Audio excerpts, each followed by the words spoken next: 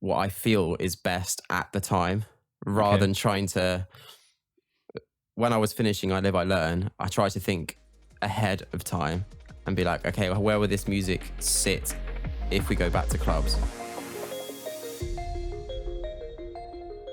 Is there like one or like different like learnings you took from that whole process, that album release, or even like just writing the album that you're taking into this new album that you're writing now? Like stuff you learned and you're like, oh yeah, I need to remember this for this new album.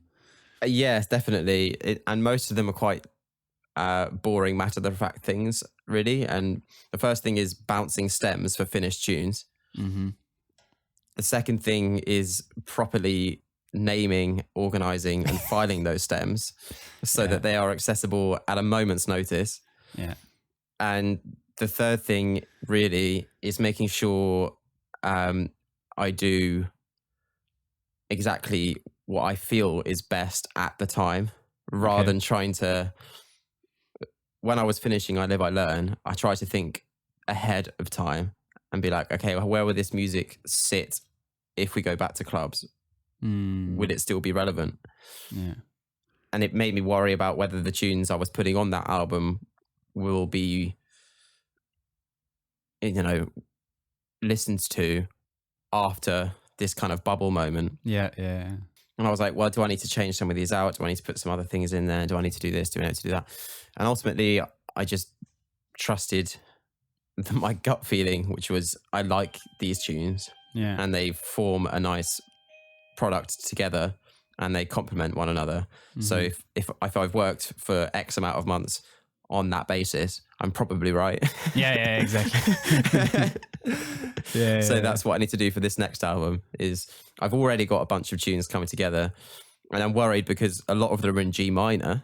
Okay. And you can't listen to like 12 tunes in G minor. Yeah. But they're all very different. Okay. And obviously, like, it's all strings, it's all piano, it's all drums, and it's all bass. Yeah. And it's all in G minor, but they're all completely different. So like, I like that. And I like that if you were listening to those in sequence, it would almost feel like 4 parts to one tune, but almost 4 completely different things anyway. That's a cool concept. Yeah. Yeah, I like that. Yeah. How come they end up being in G minor? Is that just your natural like position when you're playing piano, or?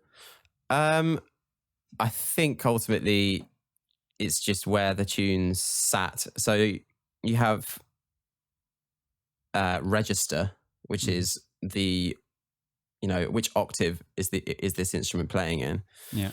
And you also have voice leading, which is where are the instruments moving in step or are they moving in leaps? So if you have good voice leading, things move in step and they often feel like they're a melody themselves. Okay. However, if they're not well voice led, they'll feel like chordal movements. Okay. Yeah. So you have to combine these two things when you're writing for string instruments. Yeah. Because you don't want the string player to make awkward hand movements, have to change strings. You don't want them to have to do unnecessary things that will interrupt the flow of the melody. Yeah. So that's easier in G minor, especially with cellos. Okay. Because the natural resonances that are on the strings sound super nice in that pitch. Okay. And it's the same thing with a violin, because the bottom string is an open G. Okay. And if you're just doing open string, it's like the loudest the instrument can possibly be. Yeah. The more bass. The thickest string, there's no finger touching the fretboard, shortening that string. Yeah. It's using the full soundboard. As clean as possible, Yeah, exactly. And so using those natural phenomenon to your advantage is something that my ear has learned over years and years and years. And then that has led me to, when cycling through which key to choose this song in, I'm like, that one. Sounds good in G.